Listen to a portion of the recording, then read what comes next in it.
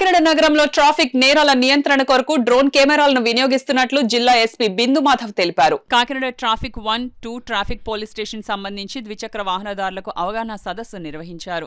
ఈ కార్యక్రమంలో జిల్లా ఎస్పీ జి బిందు మాధవ్ పాల్గొని మాట్లాడుతూ ట్రాఫిక్ నిబంధనలు పాటించని వారిని గుర్తించి ఈ చలానా ద్వారా జరిమానాలు విధిస్తామని పేర్కొన్నారు. ట్రాఫిక్ నిబంధనలు పాటించిన ద్విచక్ర వాహనదారులకు తొలి తప్పుగా జరిమానా విధిస్తున్నామని, మరోసారి నిబంధనలు ఉల్లంఘిస్తే వాహనాన్ని జప్తు చేస్తామని హెచ్చరించారు.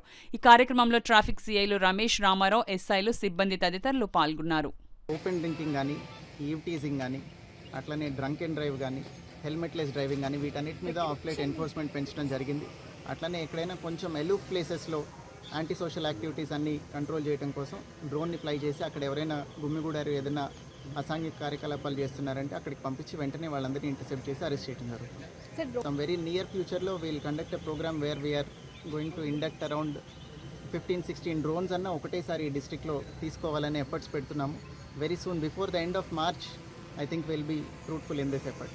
ఇందాక వీళ్ళకి బ్రీఫ్ చేసినప్పుడు కానీ, అంతకుముందు ఆటోలు కానీ లేదా అంతకన్నా ముందర సైలెన్సర్లు, మాడిఫైడ్ సైలెన్సర్లు సీజ్ చేసినప్పుడైనా కానీ వాళ్ళందరికీ ఏం చెప్తున్నామంటే there data is being maintain. ఎవరైనా రిపీట్ అఫెండర్లు ఉంటే పర్మనెంట్గా వెహికల్ సీజ్ చేస్తాం.